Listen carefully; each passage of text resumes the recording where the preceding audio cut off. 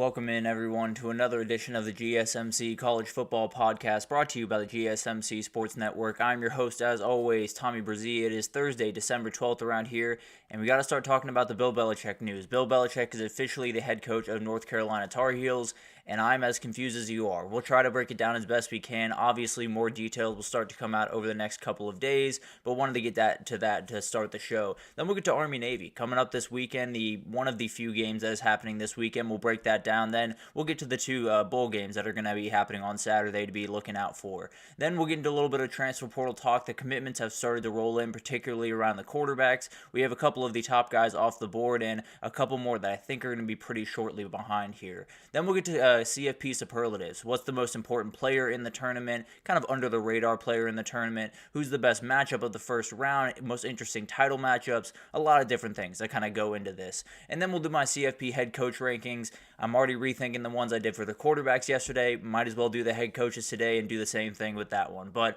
before we jump in, I do want to remind you all we get tons of questions and comments throughout the show, and the best way for you all to get your question on the screen, we can have fun back and forth here, is to use that super chat. At the bottom of the chat on the Sports Network page, click that $sign, add any question, comment you like. It'll pop up on the screen and we can have fun back and forth here. Definitely want this to be as interactive as possible, especially with this crazy news that we just got. And we'll start with that. Why don't we? Because Bill Belichick has been hired at UNC for the 2025 season. I don't know. It's going to be really, really fascinating to watch all of this unfold. It's going to be fascinating to see who he has on his staff. I think we know a couple of the people that will likely be coming with him, but there's definitely some ers and ahs that have to be thrown in there because he's coming down from the NFL level, still has some things to learn about the college football level. Obviously, has been around it with Steve Belichick being at Washington, having friends all around the place, was at LSU for some time in the last little bit, so has been very active in the college football space since he left the New England Patriots last year. So he's going to understand what he's walking into. He is not walking in blind by any means. He is not walking in confused by any means. It does take a little bit of a change, right? It is going to be a little bit of change. It is going to be a little bit different, and it is going to be a battle to figure out how all of this works, how it all kind of works together, and the experience in college football is a big part of this. One way or the other, when you're getting into this new nightmare that is college football, having your feet set in college football is a huge, important thing. Bill Belichick doesn't quite as much as a lot of other people do, but all that being said, he is Bill Belichick. He is the guy that has won 6 Super Bowls. He is the guy that won 2 as a defensive coordinator for the Giants. He is one of the best football minds that has ever lived. Period. End of story. So it's not like it's a crazy hire. It's just a weird one. There's no doubt about that. So it's going to be interesting to watch all of this unfold. And the big thing here is UNC has not won an ACC title since 1980. They have not been a team that wins championships. That's just not what they do up there at UNC football. What they do is they put quarterbacks into the NFL every now and then with Drake May and Sam Howell. They get to 10 wins every now and then, but they mostly hang out around 8, 7 wins pretty much every year. They don't necessarily set the world on fire. They don't necessarily do anything that really puts a lot of eyes on Chapel Hill. They're trying to change that, obviously. Now you have a coach who has signed on for, I believe, 5 years, $50 million. I saw 3 years, $30 million. Sounds like it's going to be 5 years. It's going to be $50 million. You got to win championships. If you're getting paid $10 million a year at the college football level, you can look around at all of the other people that are getting paid that much. Just about all of them are competing for championships pretty much a year in, year out. So the message has been sent very, very clearly that UNC wants to compete for championships, and they think Bill Belichick is the best chance to get him there. Now, we will talk about all of the craziness around what could happen in a couple of years. Will it be Steve Belichick taking over? Is he the head coach in waiting? That is obviously something that will start to unfold over probably the next couple of days. Throughout the weekend, I feel like we'll have a pretty crystalline structure of what this is going to look like. We'll break it all down on Monday, obviously, once we have a better look of this. But just to give you an idea of what has already happened in this kind of craziness, UNC has really signed on. UNC has said, we're going to do this thing and we're going to do it right. And it sounds like John P. Pryor was the guy that was really kind of spearheading this, the board chair, and it sounds like a lot of different people were in this decision. A lot of cooks in the kitchen in this one, a lot of different people with some different wants. I don't think everyone in that building necessarily wanted Belichick. I think the right people did, and it'll be interesting to see what happens in the post mortem of that. We'll see what happens with a lot of the different donors and a lot of the different people that have to get on board. Are they all on board with what Bill Belichick is and how he's going to coach this team? But it's going to be fascinating to watch. There's just no two ways about that. It is going to be interesting one way or the other. I believe I said it last time we talked about this, maybe yesterday or 2 days ago when this started to come out. I said this could be one of the greatest moves in UNC football history and UNC sports history. It could also be a disaster. And in 5 years, we could be looking back and saying this is the weirdest hire they have ever made, and we're in a very, very bad place going forward. I don't know which one of those is going to be. If I'm being totally honest, I think I could see it going either way. But a couple of things have already happened with his tenure, and that is only about 12 hours old at this point. And the biggest one is Michael Lombardi, the former NFL executive that had been an assistant under Belichick from 2014 to 2016 with the Patriots. He is going to be the GM for the Tar Heels program going forward. It's going to be interesting to see how that kind of adapts to the new style, because NFL, it is different. It's obviously a professionalized model at the college football level now, but the personalities you have to deal with, the people you have to deal with, from the mothers and the sisters and the cousins and all of those people are going to be involved in the recruiting process. That's just the way college football works. It is a family recruitment. It is no longer you talking to that guy and talking to his agent. That will absolutely be a part of this, but there would definitely be a lot more moving parts in the world of recruiting than there was in the world of NFL draft and free agency and all of that different type of stuff. So it'll be fascinating to see how they attack this. They have said time and again that they very badly want a professional model. Pretty much everyone has a professional model at this point. So that's not necessarily a new thing. That's not necessarily a special thing when it comes to college football. You just have professional people running it. You have an NFL staff essentially running this entire operation. So it's probably the weirdest hire that I've ever seen, if I'm being totally honest. It's going to be fascinating to watch all of this unfold. And the question that I have that still remains for me, they said that they're going to sign into the NIL structure, the revenue sharing structure of saying $20 million pretty much every single year will be allocated to the athletic department. The question is, now it's that $20 million that you absolutely need to keep up with everyone, and then it's the NIL funds. You're going to have that one way or the other if you want to bridge the gap between you and Miami, between you and Florida State, and then eventually between you and Texas and Georgia and all of these elite teams. You're going to need more than that $20 million. You're going to need $20 million and then a couple more million when you do the NIL funds, because that is still going to be a big time part of this. But as for other people that could be joining his staff, Josh McDaniels obviously is one of the few names that comes to mind as possibly being the offensive coordinator for this team. I don't know anything about that. Obviously, it'll be interesting to see who he fills his staff out with, but if history tells us anything, he's probably going to go after Josh McDaniels. He's probably going to get Josh McDaniels to be his offensive coordinator. If I had to imagine, it'll be interesting to see what happens with that, but that's obviously one. And then Steve Belichick. We've talked about it in the past couple of days around this. It sounds like he is going to be on the staff in one form or another. It sounds like he will likely be the head coach in waiting in one form or another. Whether that is in writing right now or is just understood from behind the scenes, he will be a part of that conversation after Bill Belichick does move on. And he is 72 years old. So how long does he stick around? How long is he willing to keep up with the college football coaching world? That'll be a fascinating thing to watch. But one of the bigger things here that everyone has to keep in mind is Bill Belichick, obviously coming from the NFL level, obviously not necessarily new to is relatively new to the recruiting world and how all that works and how all that breaks down. The reality is a lot of this is kind of the NFL model of things as of right now. A lot of this is sort of transactional. There is still that, college football feel. There is still that getting into a room and having conversations and getting in with the family and doing all that stuff. I don't think Bill Belichick's going to be a huge part of that. I don't think Bill Belichick's going to be the recruiting guy. I think he's going to say, I have my recruiting staff. They handle that part of it. I'm going to be the coach. You deliver me the players. I will make them a championship product. Will that work in terms of a locker room feel? That'll be an interesting conversation. Will it work in terms of getting guys to sign on without really having a relationship with Bill Belichick? Is going to be really fascinating to watch. So it's going to be awesome to watch.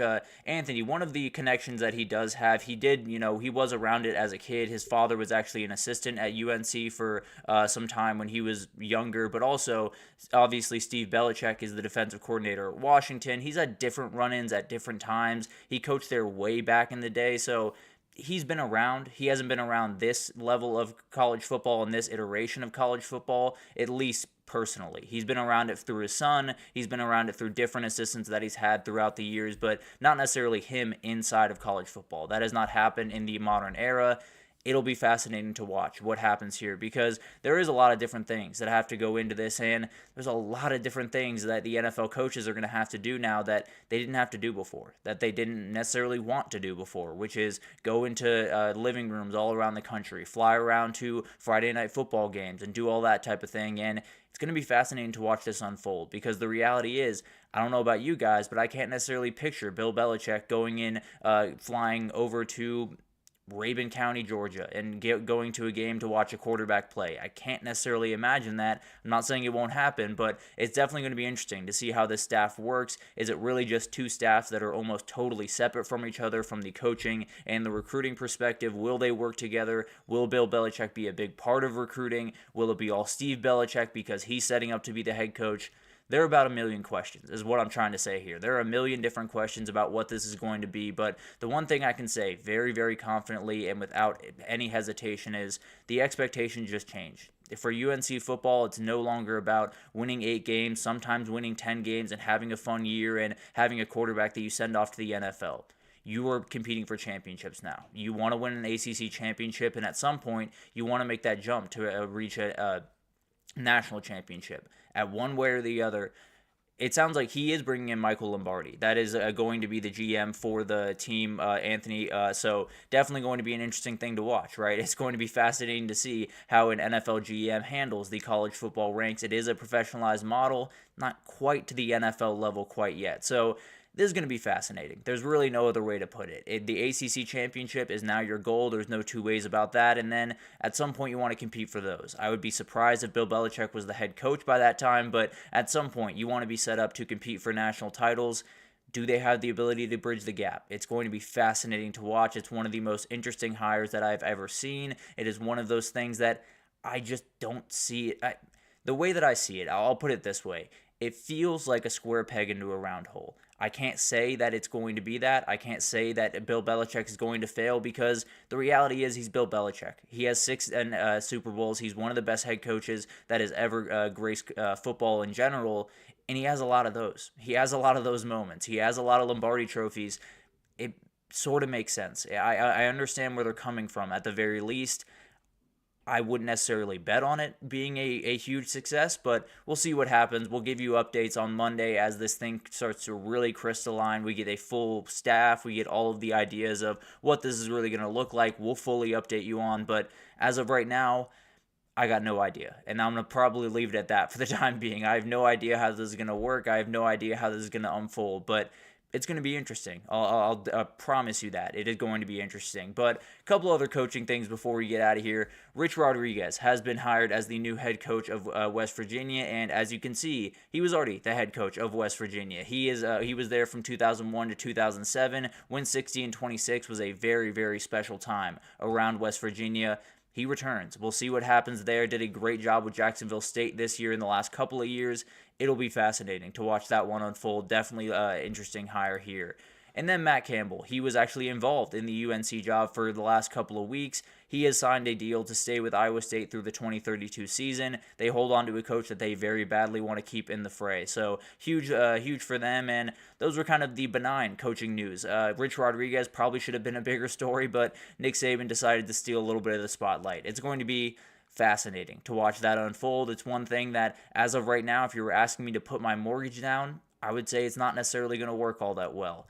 I'm not going to necessarily put my mortgage down on Bill Belichick failing. I can promise you that. So it's going to be fascinating to watch. We will update you on Monday when we have a better idea of what all of this is going to look like. But let's take our first break here. And when we come back, let's talk about Army-Navy. We got a huge game going on this weekend, one of my favorite games of the year every single year, and we'll break it down right after this.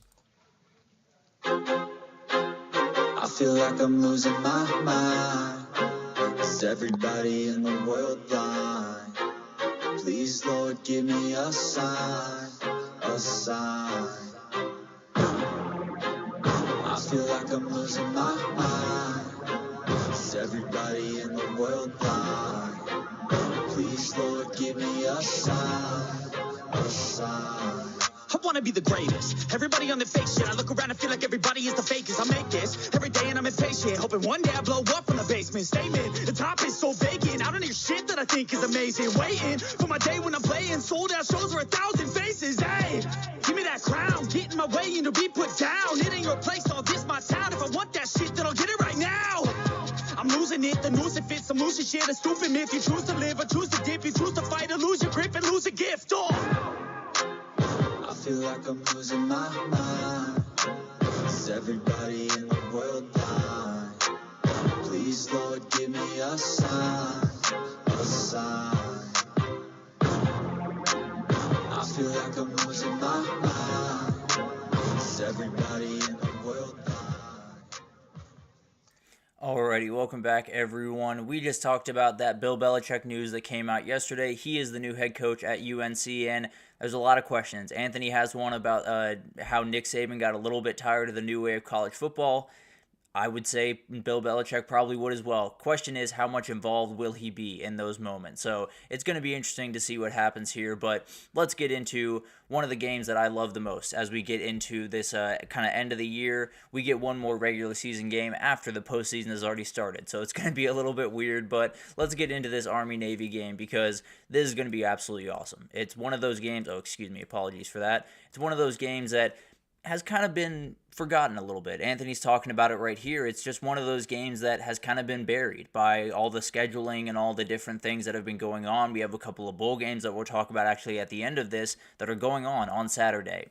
Don't necessarily love that if I'm being totally honest, but at the end of the day, you're in a position where the Army-Navy game doesn't feel quite as special as it usually does, as it had in the past, but it's still an incredible game. It's still a game that everyone should watch this Saturday, and it's definitely one that has two really good teams in it this time around, especially Army, but Navy does lead the all-time series record 62, 55, and 7. Army has actually won the last 10, 6, and 4, and they've won 2 straight. So Navy trying to get back on track, but Army, you're trying to finish off one of the best seasons you've had in a very long time. Go 12-1, win an American championship, win the Commanders-in-Chief trophy would be remarkable to watch happen, and the Navy just wants to spoil all that fun. That's the fun of this, and it is in the nation's capital, which adds a little bit of fun to this, but at the end of the day, I don't have to tell you this, but it's going to be decided on the ground. That's the way these two teams play. That's the way they've played for just about as long as I can possibly remember. But both teams sit in top 5 in the country in rush yards per game. Army does gain about 50 more rush yards per game. So that's the gap between number 1 and number 5. Pretty good gap. Army has really kind of set the pace when it comes to the run game, but the problem for Navy is their run defense has struggled quite a bit this season, while Army sits at number 7 in the country, only giving up less than 100 yards per game. Can Navy find those openings? And then on the defensive side, can they keep their feet under them? Can they make the tackle when they need to against some very athletic, very tough players for Army in the run game? And then both pass games are in the bottom 5 in the country.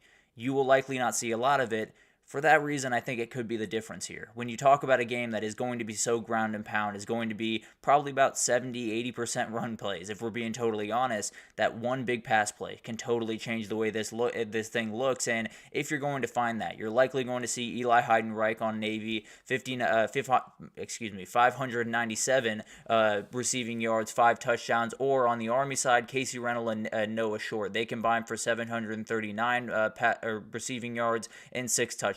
Both very talented guys, and Army definitely has more weapons on the outside.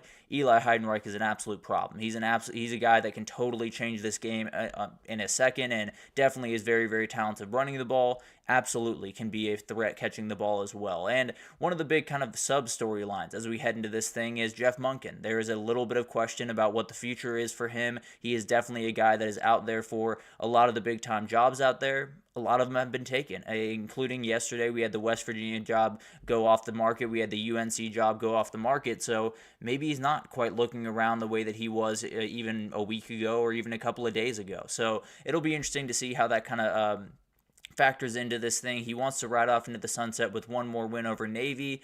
They are absolutely favored to do that. It'll be interesting to see what happens after that if Jeff Monken does stay around. My gut feeling right now is unless chaos happens and Ryan Day gets fired and all of the dominoes start to fall, tend to believe that he will be in West Point next year. If I had to imagine, it'll be interesting to watch that unfold. But overall, this will be a quarterback duel. It just won't be the one that you're used to. It won't be a guy throwing the ball all over the yard, but Bryson Daly nearing 1,500 yards rushing this year. Blake Horvath right under the 900-yard mark. Blake Horvath a little bit better of a passer. A little bit better of a passer than what Bryson Daly is. He's just a little bit more experienced in that respect, but both these guys are going to make big-time plays. Both these guys have the ability to break away for 70, 80-yard touchdowns. Now, the question is the supporting cast. I think there's a number of different things that go into this where Navy, you have 5 guys that are over 200 yards rushing. You have 3 that are over 400 yards. For Army, it's a lot of Kanye Udo. It's a lot of Noah Short. It's a lot of Bryson Daly. So could Navy win them just by having diversification, having different guys on the field, having fresh legs, making life really, really tough? So it's going to be really interesting to watch this all unfold, and I hadn't even thought of that, Anthony. That would be a fascinating thing to happen if he found his way down to Coral Gables. And Shannon Dawson, I had him in my finalist for the Broyles Award. He absolutely is a guy that if I was an NFL GM or NFL coach right now, I'd be looking in that direction. Remarkable offense that he runs in. Maybe, just maybe, he'll have a little bit of an opening to reunite with Cam Ward up there. That'll be fascinating to watch unfold. But a lot of different things going into this game, and more than anything, when we talk about this game, we can talk about the football every which way from Tuesday. It's so much fun to talk about these two teams and the way they run their offense and the different intricacies and the ways these offenses are different from one another and all of that different stuff. The reality is this is a special game because of what happens off the field. This is a special game because when they step on that field, those two teams hate each other then just about as much as every single other team in the country, every single other rivalry, maybe even more than every single other rivalry in college football.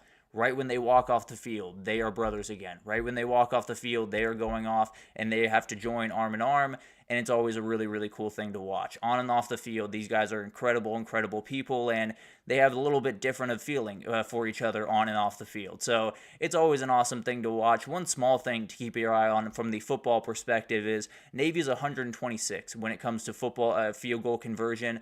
Army is all the way up at 18. So Navy, they've gone through a couple of different kickers throughout the year, but Nathan Kirkwood, the one that is working right now, he's 4 for 7 on the year. Trey Groton, the guy for the guy for Army is 8 for 9 on the year. So that's a pretty stark gap. Could make the difference if we have a very close game down the stretch. But this is a special game. It's one that I always love watching. It's one that is always special to watch unfold. But let's talk about some players that are going to have a big impact on this one. And we've talked about this guy already. Eli Heidenreich is a dude. He absolutely has every ability to make some changes in this thing, and he is a game changer when it comes to the pass game, where we talked about it. It's not going to be a huge part of this game. It absolutely is going to be a factor in this game. I can promise you that. And then you do have Landon Robinson in the middle of that defense for Navy. You got to stop the vertical run. Interior run game is a huge part of what the triple option does, because if you can't get that going, a lot of guys can key on those pitch plays. A lot of guys can key on those triple option plays where you get out to the outside. Makes it a whole lot easier for those linebackers to rally when that interior run game is fully taken care of. Kanye Udo, the running back for Army, kind of the fullback type position for this team, he's one of the best running backs in the country. I know he's up for the Lowman Award over there, pardon my take. He would get my vote as far as I'm concerned. Remarkable player. Definitely one of those guys that I expect to see at the NFL level, and I could see him very well succeeding at that level. And then Andon Thomas, the leader of this defense, the guy that is the leading tackler. It's his game. When you come down to this type of game, when you are a junior or a senior on this team, it means the world to these players. They all want everything to win this game and to send Navy off with a little bit of upset in their stomach. No doubt about that. Andon Thomas would be at the very top of that list. So it's going to be awesome to watch him play, and these linebackers are going to be hugely important as we get into this thing. Some keys to the game. The run game discipline is going to be massive. Both teams love to steal your eyes, and while both teams are very equipped to deal with the offense that's going to be dealt to them, the similarities are definitely there, but new things will be thrown at them. There's no doubt about that. Both these head coaches are coming into this thing thinking, we got to throw something new at this team because they've seen a lot of the stuff that we already have. So we got to be careful there. The interior run game is going to be a huge part of this. We talked about it. If you're not going to be able to get the interior run game going, the triple option is just not going to work. That's always the prerequisite to all of that different type of stuff. So Alec Tezca, Kanye Udo, whoever wins that battle, whoever's the leading rusher between those two, I would bet is on the winning roster. And then that rivalry energy. It's extra special every single time, but especially with the year that Army's having, it's going to be a little bit more energetic. Navy's going to want to spoil the fun just a little bit more. It's going to be an incredible game. Cannot wait for this one to unfold. And I know that line is very close.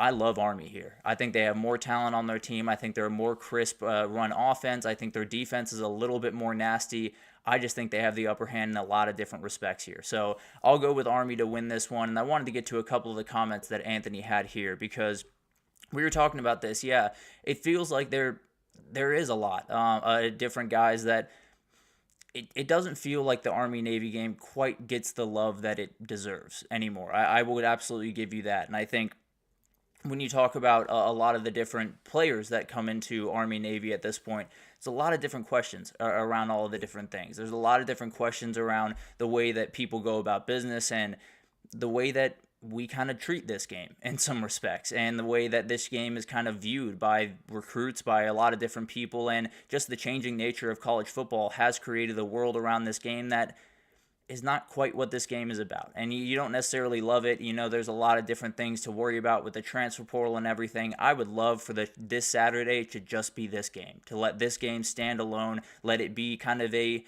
glimpse into the past of what college football was and what makes college football great. I would love for that to be the thing. We'll see if that starts to unfold over the next couple of years. But Anthony, you are right. It does feel like this game has been just a little bit overshadowed for some of the things that have been happening around the sport, some of the things that have been happening just in the world, a lot of different things that have kind of contributed to that. And also, talking about Jeff Monken, he does run the triple option, no doubt about that. He can run other stuff. He's running the triple option more out of the personnel that he has than anything else. He absolutely is someone that can do something special. He absolutely is someone that can adapt to a place like Miami or a place like some other places out there. He can do that. I can almost promise you that. That will not be an issue for this guy. And the running back, I just think he's so good. He's one of those guys that he's playing in a triple option offense. I don't care what offense you put him in. I think he can run over people. I think he has the contact balance you absolutely need in the NFL. And I think he has that breakaway speed that not a lot of guys in those triple option offenses have. So I don't know if he's first or second round because of the offense that he's in. It will take some time for him to get up to speed at the NFL level. Wherever he goes, he is going to be someone I'm going to be keeping my eye very, very closely on because I think that's a very special player that can make some big-time waves in the next couple of days. But it's going to be awesome to watch this unfold. It's one of my favorite games of the year, and we'll hold off on breaking down those bowl games. So we got a couple of bowl games that are coming up this weekend. I'll get to those tomorrow. Went a little bit too long on this segment talking about Army-Navy. Just absolutely love this game. It's one of the special game, probably the most special game of the college football year as far as I'm concerned. Take out the national championship and all these conference championships, all of the stuff that has real stakes in terms of the postseason. This has nothing to do with that. It's just two teams that do not like each other one bit, getting on the field and attacking each other for 4 hours, and then after it, they go and attack other people as a unit. It's really, really an incredible thing to watch. Always when they get together at the middle of the field and join arms at the end of the game, it's special. There's no other way to put it. It is college football in its purest form, and it's going to be incredible to watch. I wish it was alone, but at the end of the day, it's still going to be an awesome thing to watch, and we'll definitely be in for a really, really good one. But let's take our second break here. When we come back, we got to talk about the transfer portal. We have some commitments. We have some people jumping off the board, and we got to talk about all of it right after this, so stick with us. Looking for your daily fix of sports talk without having to pay for it? GSMC Sports Network is available on YouTube. Just search GSMC Sports Network. Get your fix of daily sports talk shows on YouTube, absolutely free. NFL, college football, NBA, MLB, MMA, UFC, fantasy football, and so much more. GSMC Sports Network has shows running all day long, with new sports shows starting every 2 hours. Just like on your favorite cable sports channel, except GSMC Sports Network is absolutely free. Just search GSMC Sports Network on YouTube to catch one of your new favorite shows, like the GSMC College Football Podcast, Chip Shot Football Podcast, Hoops and Heels Women's Sports Podcast, GSMC Basketball Podcast, and so many more. Check it out for yourself. GSMC Sports Network, now available on YouTube absolutely free. Search GSMC Sports Network on YouTube right now. Alrighty, we just talked about that Army-Navy game that is going on this weekend. Cannot wait for that one to get underway. It's one of my favorite games of the year. Don't love that it's not on its own Saturday this year, but at the end of the day, I understand, and it's standalone time. So at the very least, we'll be able to lock in on that one and really enjoy what's been an incredible season for Army and Navy. Navy, stumble a little bit from time to time, but really incredible year for them, no doubt about that. And they're trying to spoil a little bit of fun for Army at the end of it. But let's get into the transfer portal updates. I said that the header here says wide receiver talent continues to stack. I should have been talking about the quarterbacks because quarterback commitments started to roll in last night. Didn't quite have a chance to update all of this, but let's go ahead and jump in here, and we'll start with those quarterbacks. And we got a new one up top. Luke Roman-Hoke has decided to join the transfer portal from Florida State. He was the talented freshman that came in after just a laundry list of quarterbacks for Florida State this year. It was DJU, and then it was Brock Glenn, and then it was Luke Roman-Hoke. And the kid has ridiculous talent. He has all the arm talent in the world you could possibly want. He is absolutely a guy that I'd be a little bit surprised if he got a position to just be an outright starter right away. But whatever place he goes to, he is going to be able to compete. He is going to be able to be in a position to possibly start, and then definitely in 2026, he could be a huge star in this game. I absolutely love this guy. Coming out of high school, he's one of my favorite quarterbacks in the class, and I think he's going to be a really special player down the road just a little bit. Wherever he does go, it'll be interesting to see, does he go to a place where he can start immediately, or is he going to sit for a little bit? It'll be fascinating. Definitely one of those commitments that it'll be interesting to see just where he fits into that depth chart wherever he does end up. Malik Murphy is another one to watch. It sounds like Auburn and Miami are kind of in the running for him right now. Would be a big-time starter at either of those places. I would assume would be almost the immediate starter at both those places. I tend to believe he fits what Miami does just a little bit better in terms of his ability to push the ball down the field and do some of that type of stuff with the electric wide receivers that they do have. Can't necessarily say that confidently. So either one of those that he ends up at, he will be absolutely incredible. I would lean Miami, at least from my heart of hearts as of right now. Connor Wegman is the first commitment that we have to talk about. Houston has gotten the commitment from Connor Wegman, and this is a dangerous mix. When you have Willie Fritz with a very talented quarterback that can be very accurate, a lot of special things can happen. So to me, Houston just became a dark horse for the Big 12 in 2025 because I think the world of Connor Wegman. I think he was in a very bad situation at A&M. I think he's in a much better one now, and I think that kid can really set the world on fire this year, if I'm being totally honest. Jackson Arnold, it looks like is going to be Mississippi State. There's still Auburn kind of pushing there, possibly trying to get a visit here pretty soon. So maybe it'll depend on what happens with Malik Murphy, or maybe Malik Murphy will depend on what happens with Jackson Arnold. So it'll be interesting to watch. Auburn has to be as active as just about anyone in this realm of the portal, so makes sense that they're in that area, but going to be fascinating to watch that unfold. Caden Salter, one little tidbit about him, it sounds like Colorado is a team to watch there. I don't know if he would go there to be the starter over Julian Lewis.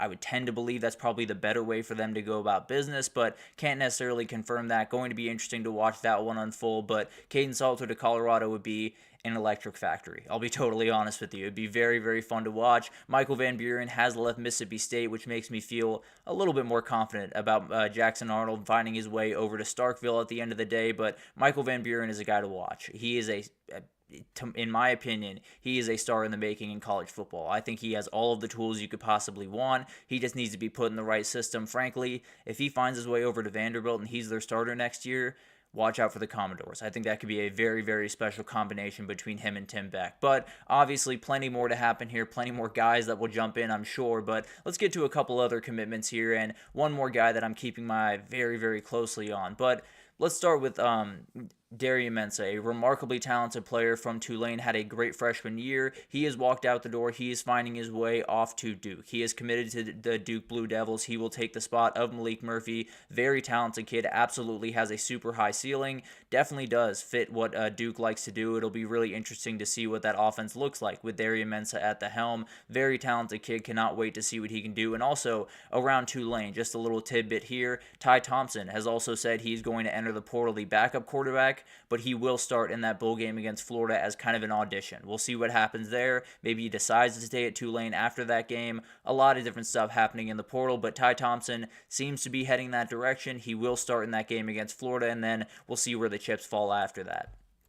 Thomas Castellanos, you are a Florida State Seminole, and that's a huge get for Cuz Malzahn. I know this is a guy that a lot of people are going to question because he was benched at Boston College this past year, did not necessarily play great football towards the end of the year.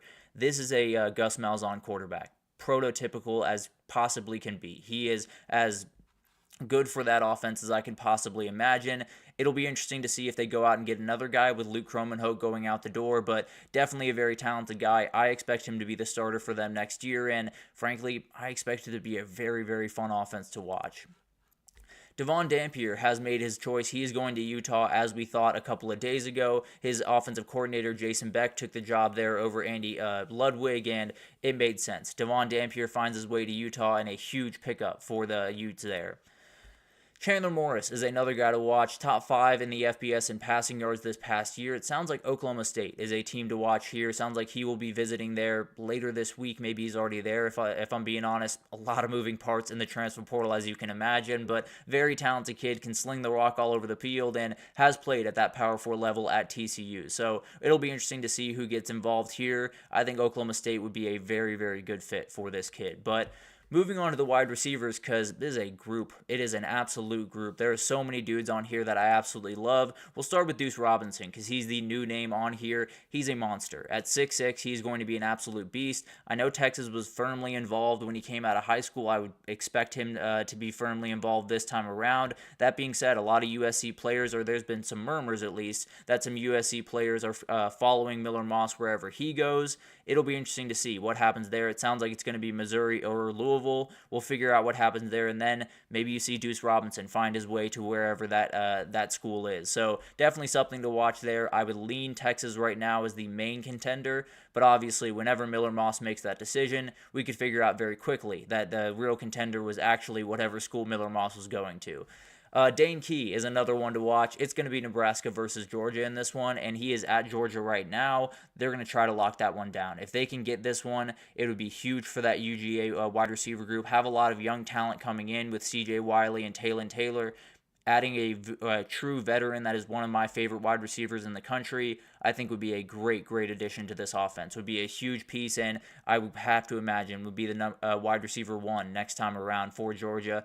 If you were to commit there, I expect a decision coming one way or the other relatively soon, probably over the weekend. In fact, I expect a lot of decisions over this upcoming weekend. Kevin Concepcion, he is down to, I believe, 6 teams. A&M's in there, Colorado, Bama, a couple other teams around that are absolutely in this thing. It sounds like Bama has the inside track right about now. Obviously, a lot of this stuff can change pretty quickly. I heard a rumor that he canceled an A&M visit. Don't know how much truth there is in that. A lot of different moving parts in this, but as of right now, I would expect Bama. I know Colorado is going to be pushing very, very hard. He would fit into both those offenses just absolutely perfectly. He's one of my best favorite players in the portal right now, and I think he's just a star in the making, if I'm being totally honest. Micah Hudson, he is going to be an Aggie. It looks like that. There is a lot of crystal balls heading that direction. Jerome Miles, the very talented freshman with Micah Hudson, very talented duo. Not necessarily the most experienced duo, but a very talented duo that will be really interesting to watch unfold. A&M's probably going to have to do a little bit more work in the wide receiver room just to build out a little bit of the experience there, but very, very talented group nonetheless. And if they can pull in Micah Hudson, becomes that much more talented.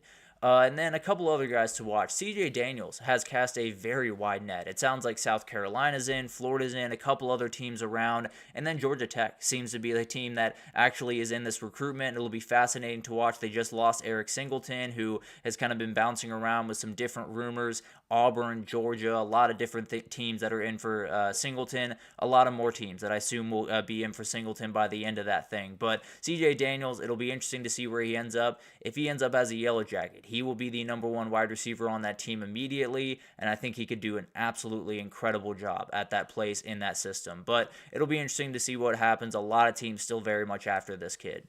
And then we just got to talk about Oklahoma. They have lost 5 wide receivers. I was just trying to count them just to make sure I had it right. But Andrel Anthony, J.J. Hester, Nick Anderson, Jaquez Petaway, and Jaleel Farouk have all left the program.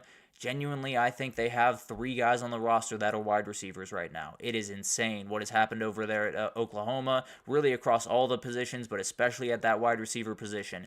Some was expected, not necessarily saying that it wasn't expected, but Oklahoma's got to be the most active team in the portal when it comes to wide receivers. They got to get some dudes, and they got to get them very quickly, but it's going to be interesting to see how Brent Venables kind of handles this because a lot of things are going wrong around there right now. Moving over to the defensive side of the ball, we got some news around Oman Mielen, the Prince Will, a very, very talented player. Sounds like he's going to follow the same path his brother Princely did when he found his way to Ole Miss. Ole Miss is very much the leader right now. Ole Miss is the leader for a lot of the top guys in the portal, as you can imagine, with the way that Lane Kiffin goes about business, but would be a huge pickup for them. Very, very pure pass rusher like his brother Princely, and I would expect Ole Miss to win out on that one pretty soon here. For Jaheim Otis, it feels like Colorado is pacing the group right about now. I think there will be a couple others that try to get involved late here, but I do think it's going to be Colorado. I do think that commitment will be coming fairly soon. And then you do have the new guy, Williams Nwaneri, very, very talented kid. One of my favorite players in this thing, a talent just treasure trove. He can do just about everything you want to do. Top recruit from this last cycle, and tons of teams will be after this kid. I don't know exactly where he's leaning right now. I don't know what the rumors are going around, but have to assume that a team like LSU is involved. Have to assume that a lot of the teams in the SEC are very much involved for this kid. Bear Alexander, it sounds like he is down to SMU, Oregon, and Penn State. To me, SMU just makes the most sense out of that group. You get a little bit of that NIL structure that you would get at a place like Oregon. You get to play closer to home, which is something that I think is fairly important to what Bear Alexander is trying to do right about now, and you get a chance to be an immediate starter. It makes the most sense to me. Can't necessarily promise that's where he's leaning. I'm sure Oregon will be heard from in this process, but my gut reaction when I saw those top 3 was SMU just probably makes the most sense as far as I'm concerned. So that'll be something to watch. Definitely a very talented player. And then beyond that, Marvin Jones, 5-star out of high school, went to UGA first, found his way to Florida State, had, I believe, 4 sacks this past year. Very talented kid. Definitely one where you're probably going to take a flyer on him. He's one of those guys that he's too talented. He has so many physical tools that I would expect him to end up on a big-time roster. How much he plays on that big-time roster will still be a question. Definitely something to watch there, and it'll be fascinating to see where he ends up and how quickly he can get on the field there. And then the Texas D-line has taken quite the hit. They have lost 4 defensive linemen since it opened. Tia Savea, Aaron Bryant, Jure Bledsoe, and most importantly, that guy right there, Sadir Mitchell, are all in the portal right about now. Very talented guys. Sadir Mitchell, I thought, was going to be one of those, Vernon Broughton, Tavondre Sweat type guys next year for Texas. So Texas has to get very, very much involved in the D linemen in the portal right now. Some very talented guys out there. They're going to have to go out and get some. There's no doubt about that. And see if they can possibly keep a couple of these guys intact. I don't think they've officially put their names in, so we'll see if Texas can hold on to a couple of them, or they have to go out and get to work finding a couple of replacements out there. But a couple other names to watch here. Fluff Bothwell, one of my favorite players in the portal, partly because of his name, partly because of the way that he plays. But 800 yards on the ground, 13 touchdowns for South Alabama. It looks like he will be in Louisville this upcoming weekend. Tons of teams going to be after this kid. Louisville's one of those positions where I don't necessarily fully understand it. 2 of the very, very talented freshman running backs that they do have in Isaac Brown and Duke Watson, I just don't see that one fully fitting. I could be wrong there. Maybe he does commit there and has great success, but the way that I see it, there's some other openings even around some of the power schools that he would be able to slide into a possible starting spot in. Can't promise that for Louisville. So that'll be interesting to watch. I wouldn't necessarily bet on Louisville in this process, but Jeff Brom does a great job recruiting transfers. There's no doubt about that. Tanner Koziel is a really interesting guy to watch. One of the top tight ends coming out of Ball State in the portal. 800 yards, 8 touchdowns on the year. He looks like he is down in Houston this weekend. We'll see if Connor Wegman can get in his ear and get him down there. And then Wisconsin is on the docket. If that one gets canceled, you can bet he's going to be a Cougar. And then Willie Fritz is really jumping for joy because he's got his quarterback, he's got a tight end target, and then it's just about building out the rest of this roster. It's going to be fascinating to watch this one, but if Houston gets this kid, you might just see the Cougars start to really roll downhill in this transfer portal. Jakeem Jackson is a guy you're going to want to watch. It looks like LSU is going to win out here from the Florida transfer at corner. They need it badly. There's no doubt about that. And we'll talk about why here in a second, but they need that badly. They're losing guys all over the place on that defense, particularly on that back end and in that front seven, really. It's been a nightmare for LSU to start this portal process. They will have to be very, very involved in the portal over the next month, but this would be a huge get, no doubt about that. This would be an immediate starter and definitely a guy that could at least subside some of the worries of a lot of the things that are going on around that place at LSU, and this is one of those things. PJ Woodland is one of the guys that he seems like he's going to jump into the portal. He was incredible as a freshman. He was a guy that I think is going to be an absolute star wherever he ends up next year. I think he has the chance to be one of the best corners in the entire country when it's all said and done. So this is a huge loss for LSU. They are going to do just about everything they can to make this guy rethink his decision. They're going to do everything they can to keep him in the fray. If they can't, then they got to get to work. And then wherever PJ Woodland ends up, congratulations to that team, because you got an absolute dude that's only going to get better and frankly could be an immediate starter for your team. So it's going to be wild. We're starting to get commitments starting to roll in. Feel like we're going to get a ton this upcoming weekend with a lot of guys going on visits and some different things happening around the way. And kind of the one singular opening that a lot of these playoff teams have, you would have to assume they're going to have a lot of different guys on campus and try to figure out what's going to happen with their portal class. And a lot of these will start to take shape over the next little bit. We'll break it all down on Monday, obviously, when all of this stuff starts to break. But let's take our third break here. And when we come back, let's talk about some superlatives for the CFP. What would be the most interesting title matchup is one of them that I have here. What's the best outright unit in this entire CFP? A lot of different things going into this one. So let's break it down right after this. So stick with us.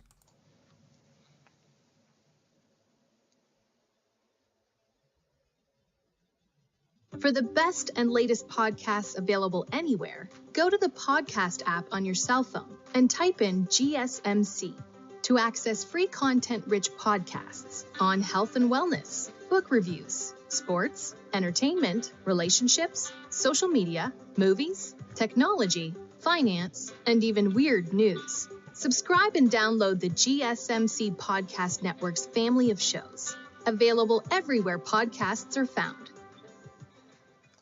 Alrighty, welcome back everyone. We just talked about the transfer portal, a lot of different commitments happening. That Houston commitment for Connor Wegman is huge. It's going to be a really interesting team to watch. Willie Fritz is one of my favorite coaches in the entire country, and he's got his quarterback officially. It'll be interesting to see what they do the rest of the way, but let's get into the superlatives. Let's talk about the superlatives for the CFP as I see it, and we'll start with one that is a little bit interesting because it's the most important player in this tournament, and it doesn't necessarily mean the outright most important player that can totally change this thing.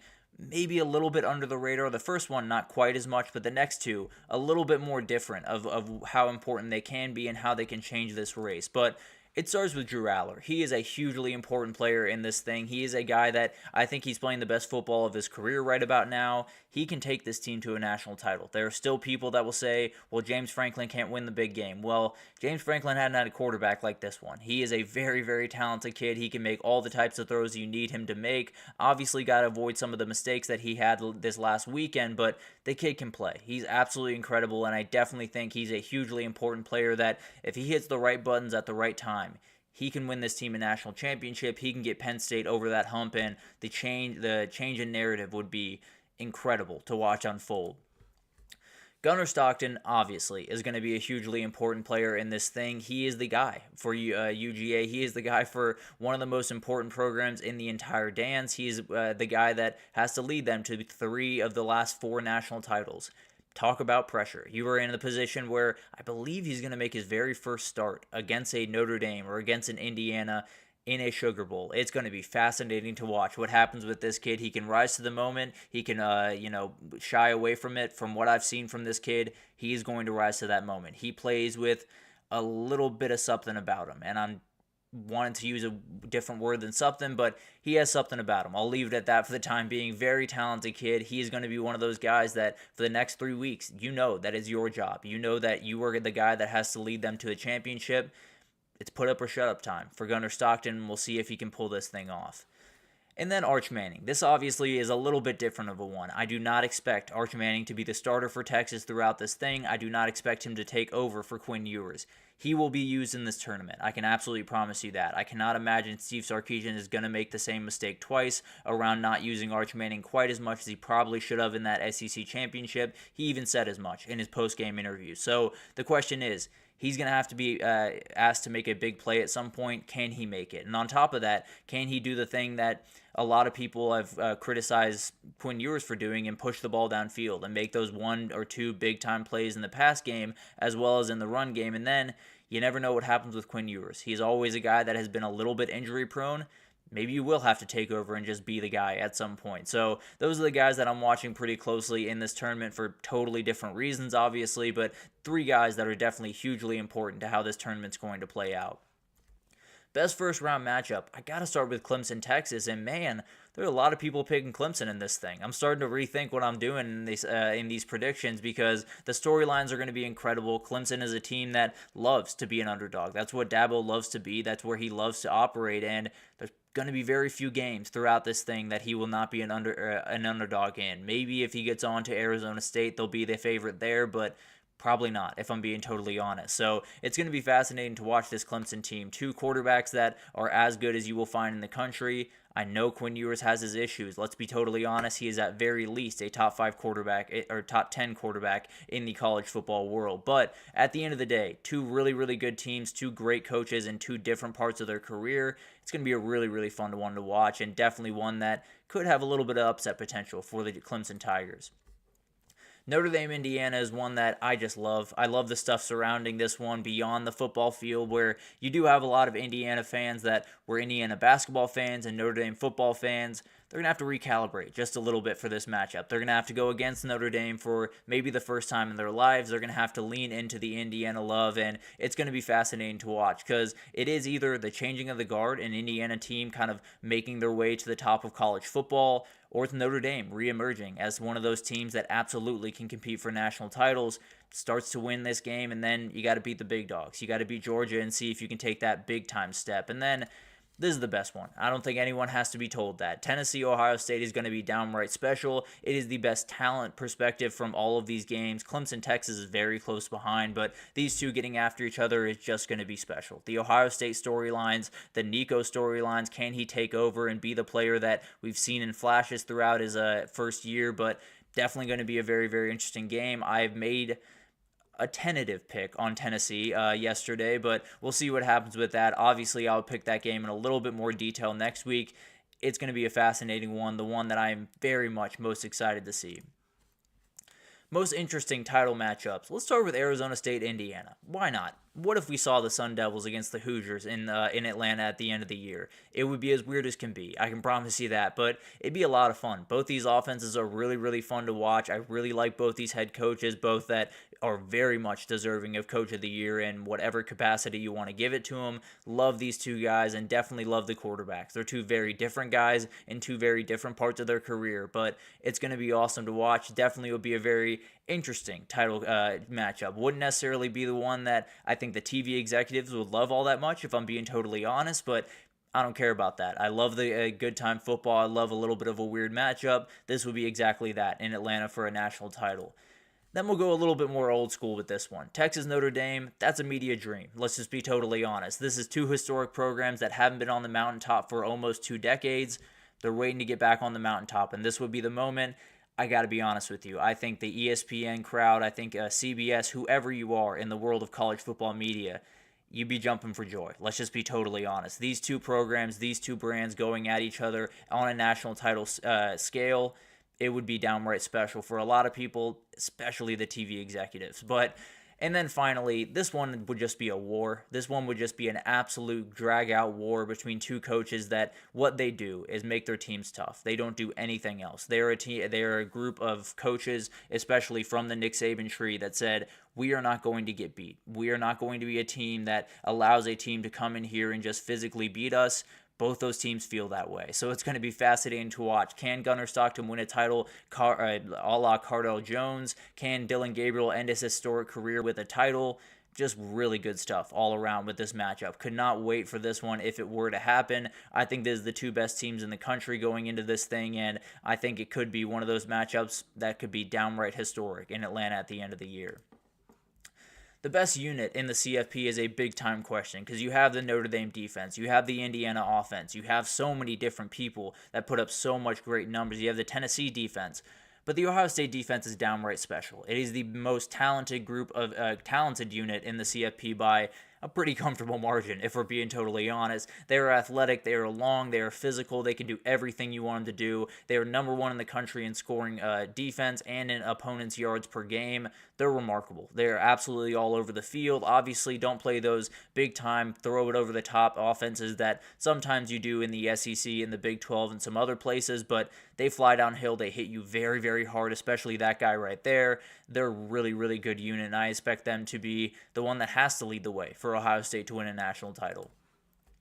The Oregon offense is as well-oiled of a machine as you will find across college football right about now, both sides of the ball. They are absolutely incredible. Dylan Gabriel knows exactly where the ball needs to be, exactly when it needs to be there. He has all the ability in the world, and these wide receivers are just different in every sense of the word. Tez Johnson, Evan Stewart, both those tight ends, and Keon Sadiq is one of my favorite tight ends in the entire country. I think he's going to be an outright star in 2025.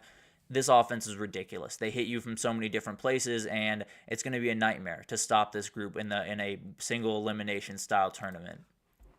And then the Texas defense. To me, this has been the best unit in the entire country all year. They have 2.2 takeaways per game. They have ball-hawking safeties. They are all over the place. And then up front, they've done an incredible job replacing those two guys that went off to the NFL, and Tavondre Sweat and Byron Murphy. Those two guys up front now, Vernon Broughton and Alfred Collins, are plenty good. There's no two ways about that. I would say this is the best unit in the CFP. It is a very close margin between this one and the Ohio State defense, but I would lean the Texas defense because of their ability to turn over the ball a little bit more effectively than what Ohio State does. So remarkable group down there in Austin, and we'll talk about the most impactful champion.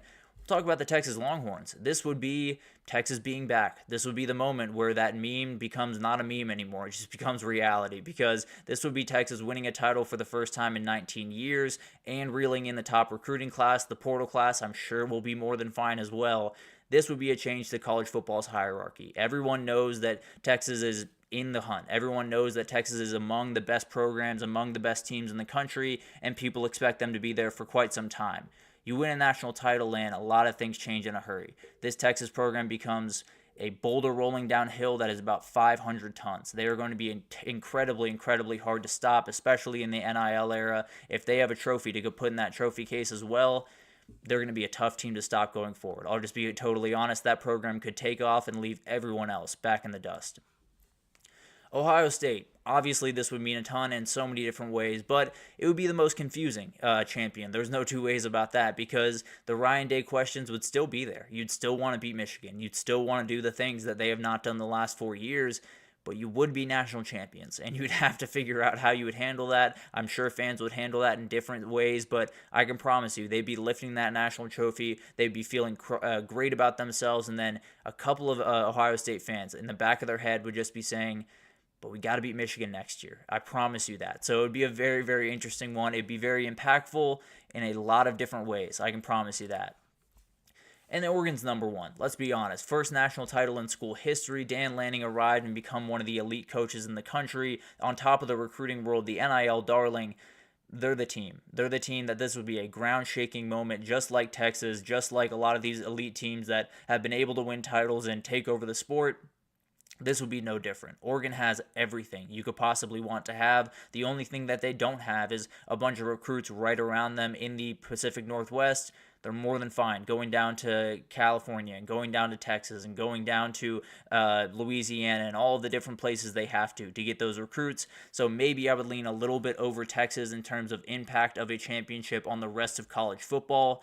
But when it's your first national championship of all time, it obviously is going to be more impactful than one that Texas has a couple in the cupboard already, not for a long time, but they already have a couple. This would be the first for Oregon and would change the way that a lot of people would look at the Oregon program going forward.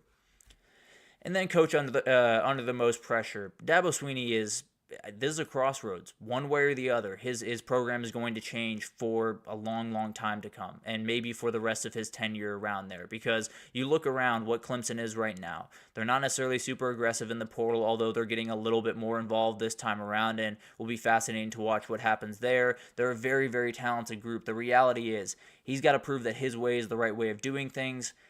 In 2 weeks, he'll have his chance to do that against Texas, and it'll be a fascinating thing to watch. This one's obvious. I don't think this one has to be said too much. You are in the playoff. You have gotten to the place that a lot of people said you wouldn't have, even if it is, because it's 12 teams, although they are the top 4 seeds, so who knows? Maybe they would have been in the 4-team format, although I think the rankings would have been a little bit different if I had to imagine. But the reality is, you got to win. You got to win 1. You probably got to win 2, if I'm being totally honest. With the teams that you have in front of you, you probably got to win 2 of those games, at least be facing off against a Georgia or a Notre Dame in that, or a Indiana in that semifinal.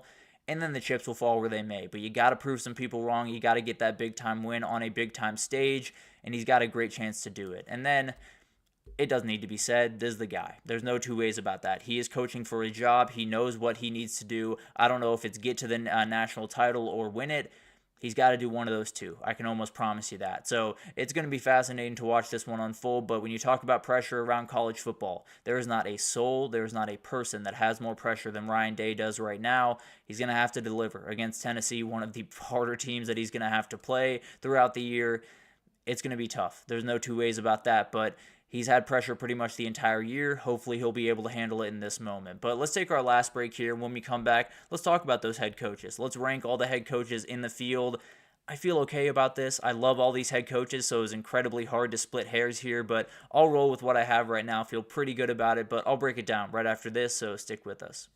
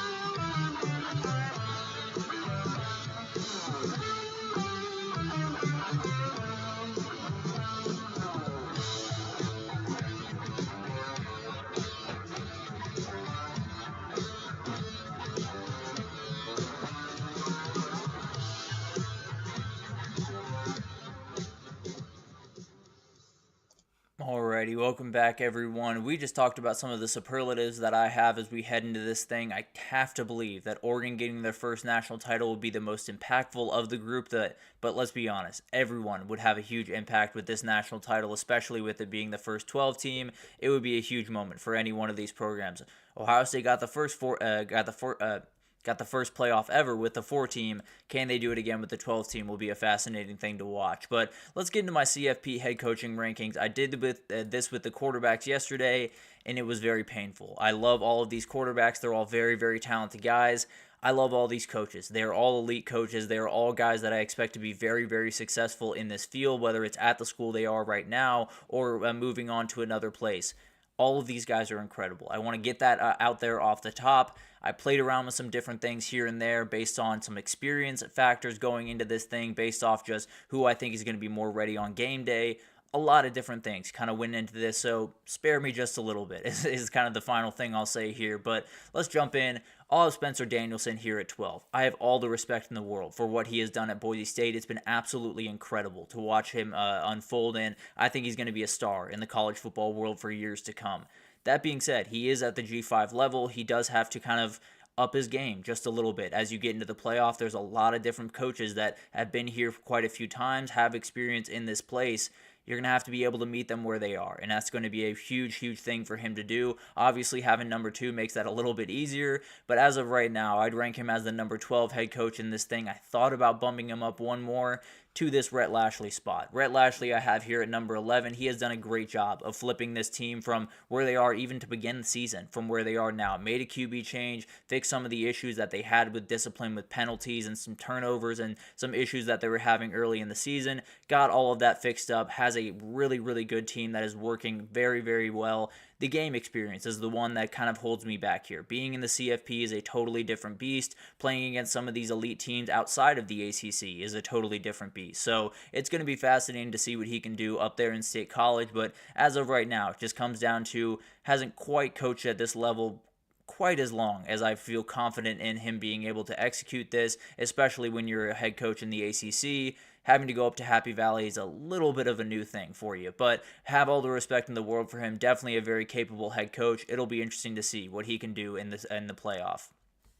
At 10 here, I have Marcus Freeman, and I could totally understand moving him up a couple more spots here. The one worry I have with him is a lot of his teams do this thing where they play really good football, really good football, really good football, and then right when they're supposed to just kind of coast through a game, they fall on their face. And they've been doing a good job of making sure that didn't happen towards the end of this year, but it's just in the back of my mind. I can't necessarily get rid of that part of it. Obviously, a lot of that can be put to rest this time around. He can win that game against Indiana, possibly beat Georgia, and then everything totally changes for this guy. But the way that I look at it right now, I just can't quite get past that Marshall loss. I can't quite get past that NIU loss. So the way that I see it, very talented head coach. I expect him to be around for quite some time if the NFL doesn't come calling, that's of course, but very, very talented guy and definitely one that I like a lot. Just some of those performances just leave a little bit to be desired from Notre Dame.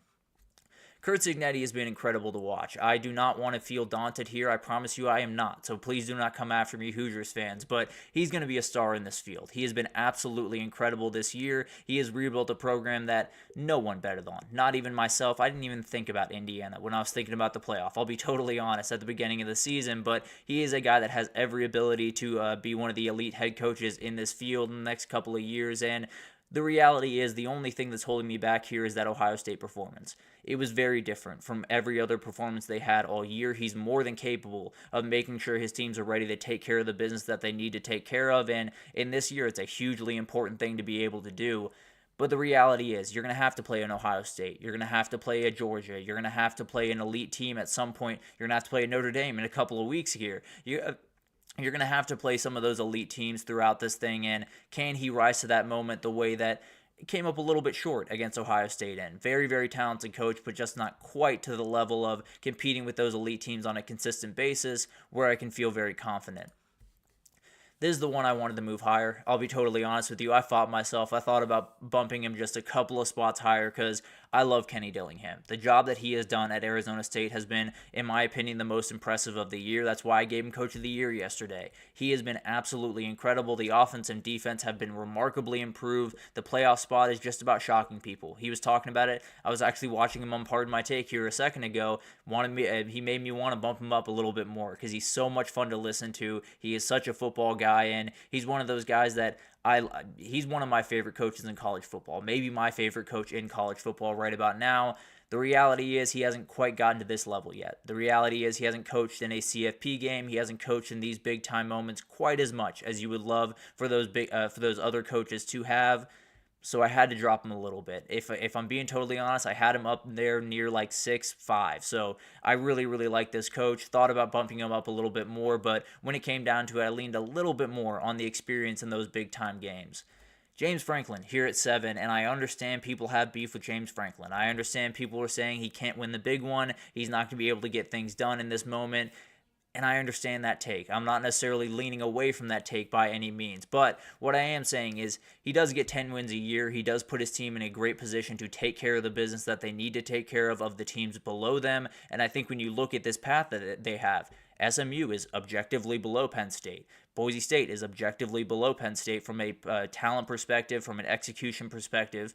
They should be able to handle business in those two games. So when I look at this bracket and the way that it's shaped up for James Franklin, I feel more than confident that he can get his team to a semifinal, that he can get his team in a position to possibly make a run of the national title.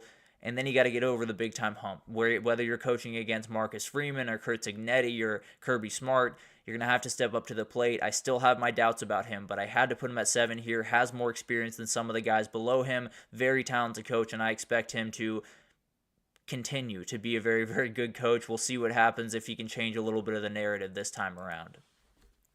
Josh Heupel here at 6. He is an elite coach. He is a guy that might be a little bit higher on than some people out there, but he's done such an incredible job building this program up to what it is right now. Narrowly missed a couple of times, obviously, and Hendon Hooker injury away from this being the second time they went to the CFP instead of the first time. He's beaten Bama twice in big-time moments. He has a little bit more of that big game pedigree than some of the guys below him. He has a little bit more of that ability to say, we're playing a team that might be a little bit more talented, that might be a little bit more physical. We are going to meet them there. We are going to play as physical as they want us to play. We're going to try to push them around all the same, and they've done a great job this year. Has one of the best run games in the country, has a pass game that is as explosive as you will find in the country.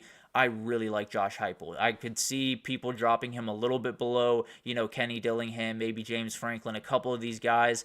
Very talented guy. I have him here at 6. I think the world of Josh Heupel, and frankly, I think he's going to win a national title while he's at Tennessee. Ryan Day here at 5. He is a great coach. I understand that he is a fabulous coach, and I understand a lot of people don't think that quite as much. And the reality is, he has coached in a national title. He has been to so many different playoffs. He's been to so many different Big Ten championships. He is a very, very good coach. He has missed the mark in some big-time moments. So I have my questions. I have more questions this year than I ever have about Ryan Day. I've been very, very bullish on Ryan Day throughout his entire career. This time around, I was a little bit more nervous. When they lost that Oregon game, I said, okay, that's one that makes a little bit more sense to me, but probably should have come out on the right side of that one with a couple of different changes to that game.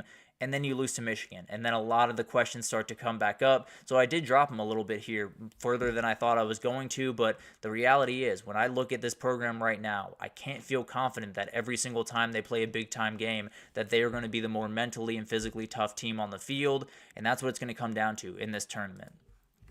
Steve Sarkisian here at 4. The flip that he has done at Texas has been just remarkable to watch. Obviously, the NIL has helped quite a bit, but the roster, the staff, the NIL, the recruiting, everything is heading in the right direction over there at Texas, and he has an offense that, when clicking, is one of the best in the entire country, has done a great job rebuilding that defense to become the strength of this team. He's a remarkable head coach. Obviously, a guy that hasn't quite gotten over that hump in that big-time game, hasn't quite gotten that CFP win, obviously was in the SEC championship, didn't quite get that one, won the Big 12 championship last year. Very talented coach, and definitely a guy that I think his teams have done a really good job of playing up to the moment at different moments throughout his career, whether that's the defense playing up to the moment or the offense or both of them doing it. He's done a really good job of, in those big-time games, making sure that his guys are fully ready to roll and they play some of the best football they've played. Obviously, that Georgia game got after him just a little bit, but a very talented head coach and looking to make a little bit of history, get his first national championship as a head coach.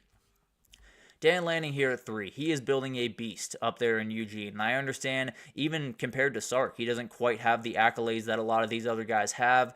What he has done has been absolutely incredible. He is probably the best motivator in this entire field as far as I'm concerned. He is a guy that has all the X's and O's exactly where they want to be. He has elite staff around him. He is a guy that can do just about everything you need him to do. He is really, really remarkable. I fully expect him to be a national title winner, possibly a multiple national title winner before he ends his time over there at Eugene, and that'll probably be a while from now, if I had to be honest. Very, very talented guy, and we'll see if he can get that first national title this time around.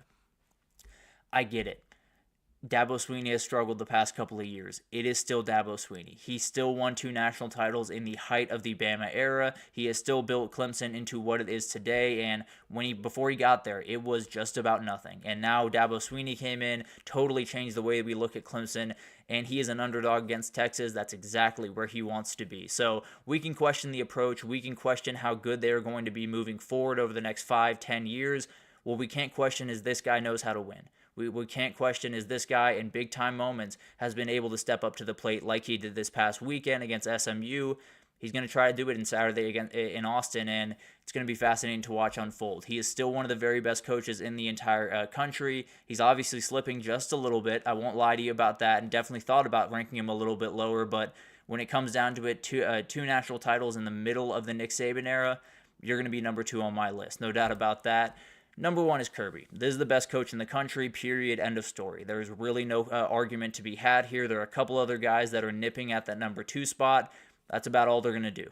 Kirby Smart is building a monster over there in Athens and doesn't look like it's slowing down anytime soon. He is remarkable now. You just got to go for 3 out of 4, which is a very, very nice place to be if you're Kirby Smart. But the moment is just one of those things.